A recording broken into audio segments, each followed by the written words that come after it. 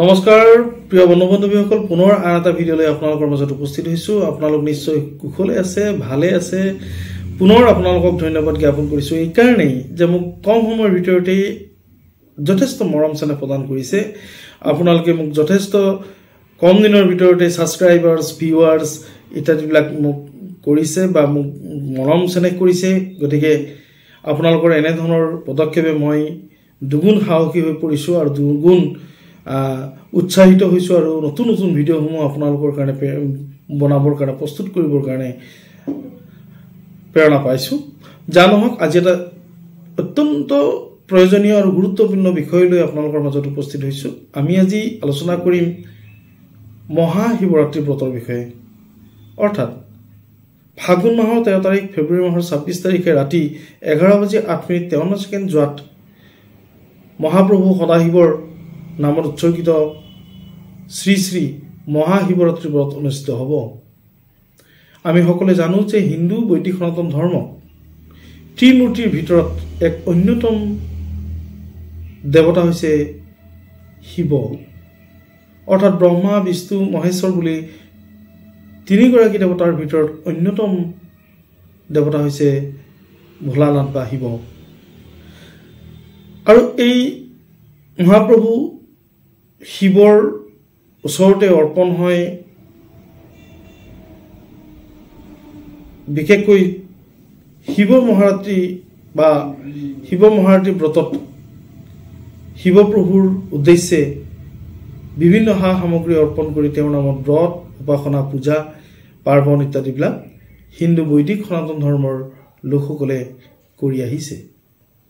আৰু হিন্দু বৈদিক সনাতন ধৰ্মত শিৱ পূজাৰ তাৎপৰ্য বিশেষভাৱে মান্যতা আছে।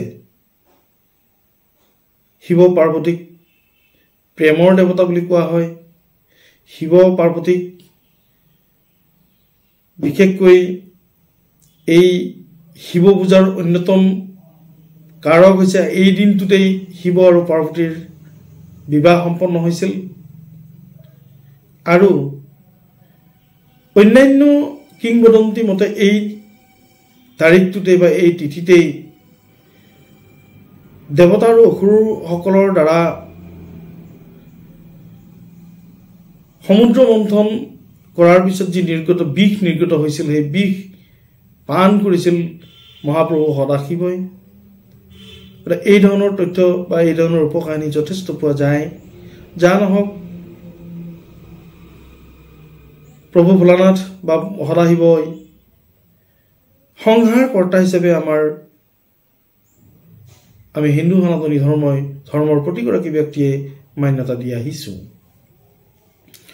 জানহক, এই 60 বছৰৰ পিছত চাৰিটা গ্ৰহৰ এক লগত সন্নিৱিষ্ট হৈছে মহাশিৱৰাত্ৰিৰ দিনাখন। অৰ্থাৎ ধনিষ্ঠা নক্ষত্ৰৰ প্ৰথম চৰণত অনুষ্ঠিত হ'ব মহাশিৱৰাত্ৰি ব্ৰত। সেইদিনাখন যুগ থাকিব পৰিঘ যুগ, কৰণ থাকিব শকুনিকৰণ। আৰু ধনিষ্ঠা নক্ষত্ৰ 27টা নক্ষত্ৰৰ এক অন্যতম শ্ৰেষ্ঠ অন্যতম শুভ নক্ষত্ৰ বুলি বিবেচনা কৰা হয়। আৰু ধনিষ্ঠা নক্ষত্ৰৰ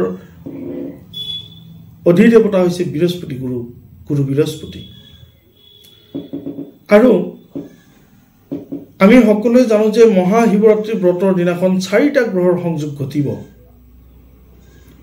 ৰবি, চন্দ্ৰ, বুধ আৰু শনি কুম্ভ ৰাশিত মিলিত হ'ব এই 4টা গ্ৰহ।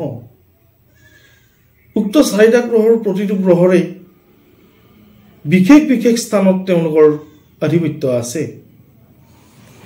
গতিকে এই 4টা গ্ৰহ একেলগে সংযোজিত হোৱাৰ ফলত বিভিন্ন ৰাশিৰ জাতক জাতিকাসকলৰ কাৰণে বিভিন্ন ধৰণৰ প্ৰতিক্ৰিয়া হ'ব। আৰু কোন কোন ৰাশিৰনো শুভ প্ৰতিক্ৰিয়া হ'ব এই 4টা গ্ৰহৰ সংমিশ্ৰণে, তাক লৈ আমি এটি ভিডিঅ' প্ৰস্তুত কৰি আপোনালোকৰ মাজত উপস্থিত হৈছোহি। আপোনালোকে ভিডিঅ'টো স্কিপ নকৰাকৈ শেষলৈ চাব। আৰু যদি মোৰ এই ভিডিঅ'টো ভাল পায় তেনেহ'লে এটা লাইক কৰিবলৈ নাপাহৰিব। জানহক, মোৰ যদি চেনেলটোৰ কাৰণে আপুনি নৱাগত হয় তেতিয়াহ'লে চেনেলটি ছাবস্ক্ৰাইব কৰি থ'ব আৰু এনেধৰণৰ ভিডিঅ'সমূহ আপোনাৰ বন্ধুবৰ্গলৈও শ্বেয়াৰ কৰিবলৈ সুবিধা পাব। নহওক আহক আমি ভিডিঅ'টোৰ ভিতৰলৈ যাওঁ।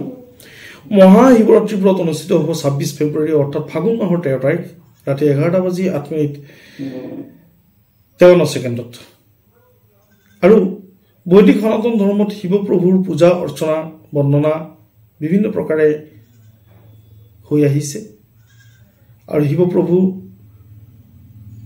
তিনিগৰাকী দেৱতাৰ অন্যতম এক দেৱতা বুলি বিবেচনা কৰা হৈছে। 108টা নামেৰে উচ্চাৰিত হয় শিৱপ্ৰভুৰ গুণানুকীৰ্তন বা বন্দনা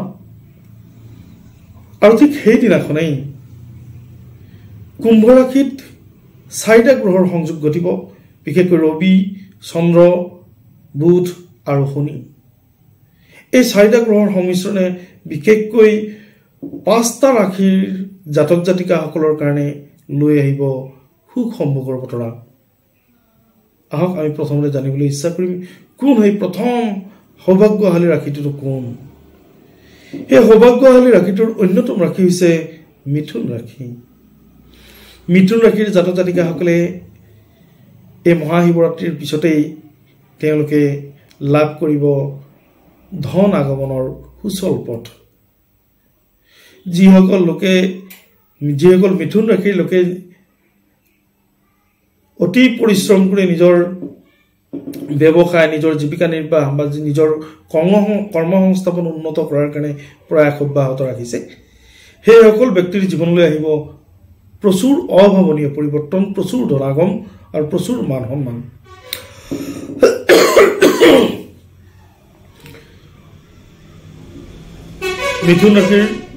মিথুন ৰাশিৰ জাতক জাতিকাসকলে সম্পূৰ্ণ 3টা মাহৰ কাৰণে লাভ কৰিব মান সন্মান আৰু তেওঁলোকৰ পাৰিবাৰিক দিশ যথেষ্ট উন্নত হ'ব। অসূয়া, অপ্ৰীতি, পাৰিবাৰিক সংঘাত, ভাই ভাতৃৰ লগত থকা অসূয়া অপ্ৰীতি এইবিলাকৰ মুখীমূৰ হৈ এক নতুন সুস্থ জীৱন যাপনৰ কাৰণে আগবাঢ়িব মিথুন ৰাশিৰ জাতক জাতিকাসকলে। তেওঁলোকে পৰিয়ালৰ সমৰ্থন পাব। অকলশৰীয়া ব্যক্তিসকলেও তেওঁলোকে বন্ধুবৰ্গৰ সহায় সহযোগিতা লাভ কৰিব, সমৰ্থন পাব আৰু নিজৰ কেৰিয়াৰ ডেভেলপ কৰিবৰ কাৰণে প্ৰয়োজনীয় বিষয়বস্তু তেওঁলোকে এই সময়খিনিতে পাব আৰু তেওঁলোকৰ কেৰিয়াৰ, শিক্ষা দীক্ষা, চাকৰি বাকৰিৰ কাৰণে অতি সুন্দৰ সময় অহা 3টা মাহ। চাকৰিয়ালসকলৰ অত্যন্ত সুন্দৰ। চাকৰি প্ৰাৰ্থীসকলে তেওঁলোকে এই 3টা মাহত চাকৰি যোগাৰ কৰি ল'ব পাৰিব। তেওঁলোকৰ বিশেষকৈ শিক্ষা দীক্ষাৰ ক্ষেত্ৰত বিদ্যাৰ্থীসকলে লাভ কৰিব এক নতুন পৰিৱৰ্তন। তেওঁলোকে উচ্চ বিদ্যাৰ বাবে তেওঁলোকে অগ্ৰসৰ হ'ব পাৰিব। প্ৰেমিক প্ৰেমিকাসকলৰ কাৰণে অত্যন্ত সুন্দৰ মিথুন ৰাশিৰ জাতক জাতিকাসকলৰ ক্ষেত্ৰত। অৰ্থাৎ এই 3 মাহত তেওঁলোকে বিয়া বাৰু বা নতুনকৈ প্ৰেমাস্পদৰ লগত সংযোগকৰণ ইত্যাদি বিষয়ত তেওঁলোকে সফলতা লাভ কৰিব। আমি আহিছোঁ দ্বিতীয় ভাগ্যশালী ৰাশিটো হৈছে কৰ্কট ৰাশি। কৰ্কট ৰাশিৰ জাতক জাতিকাসকলে অত্যন্ত সুন্দৰ দিন লাভ কৰিব অহা 3টা মাহ। শিৱ আৰু পাৰ্বতীৰ কৃপাত তেওঁলোকে লাভ কৰিব নতুন জীৱন। তেওঁলোকৰ জীৱনলৈ আহিব অগাধ সম্পত্তি বা অগাধ ধন। তেওঁলোকে বৈবাহিক সম্বন্ধৰ জৰিয়তে লাভ কৰিব সুখ শান্তি। চাকৰি বাকৰি লাভ কৰিব, বিশেষকৈ শিক্ষকতাৰ চাকৰি বা পানীৰ লগত জড়িত হৈ থকা চাকৰি তেওঁলোকে লাভ কৰিব। পাৰিবাৰিক অত্যন্ত সুন্দৰ। মনোমালিন্য বা মেল মোকৰ্দমা ইত্যাদিবিলাকৰ লগত জড়িত হৈ থকা ব্যক্তিসকলে তেওঁলোকৰ মেল মোকৰ্দমা নিষ্পত্তি হৈ তেওঁলোকে সুন্দৰ জীৱন যাপন কৰাৰ কাৰণে অগ্ৰসৰ হ'ব। ব্যৱসায়ীসকলৰ কাৰণে অত্যন্ত সুন্দৰ। ব্যৱসায়ীসকলে নতুন ব্যৱসায়ৰ নতুন পথ, নতুন সন্ধান পাব। আৰু কৰ্কট ৰাশিৰ জাতক জাতিকাসকলে বিশেষকৈ ব্যৱসায়ৰ লগত জড়িত হৈ থকা ব্যক্তিসকল তেওঁলোকে অত্যাধিক লাভান্বিত হ'ব ব্যৱসায়ৰ যোগেদি। আমি তৃতীয় ভাগ্যশালী ৰাশিটো হৈছে সিংহ ৰাশি।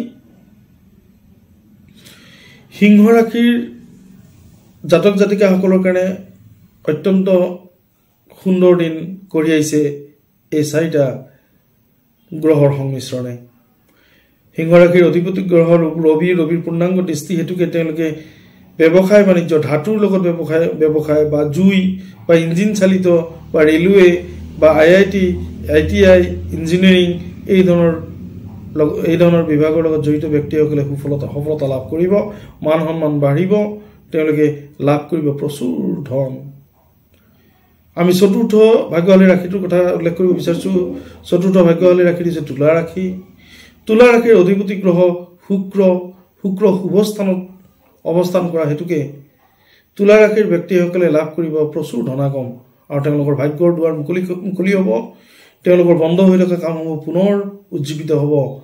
তেওঁলোকৰ বন্ধ হৈ থকা বিশেষকৈ ব্যৱসায়ীসকলৰ ক্ষেত্ৰত যিসকল ব্যৱসায়ী কিছুদিন আগতেই ব্যৱসায় বন্ধ কৰি ৰাখিবলগীয়া হৈছিল বা ব্যৱসায়ৰ ক্ষেত্ৰত মনোনিৱেশ কমকৈ কৰা হৈছিল, তেওঁলোকে এই 3 মাহৰ ভিতৰতেই তেওঁলোকৰ ব্যৱসায় পূৰ্ণাংগ স্থিতিত নিব পাৰিব বা ব্যৱসায়ৰ ক্ষেত্ৰত যথেষ্ট সফলতা লাভ কৰিব। বিশেষকৈ মাটি বাৰীৰ লগত জড়িত হৈ থকা ব্যৱসায়ীসকলে লাভ কৰিব প্ৰচুৰ ধন।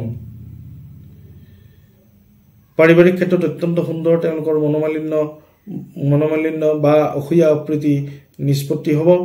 মেল মোকৰ্দমাত তেওঁলোকে নিষ্পত্তি হৈ জয়ী হোৱাৰ সুবিধা পাব বা জয়ী হ'ব। তুলা ৰাশিৰ ছাত্ৰ ছাত্ৰীসকলৰ ক্ষেত্ৰত অত্যন্ত সুন্দৰ, তেওঁলোকে নতুন বিষয় অধ্যয়ন কৰিব পাৰিব। তেওঁলোকৰ বহিৰ্ভ্ৰমণ হ'ব, তেওঁলোকৰ বাহিৰত পঢ়াৰ সুবিধা হ'ব।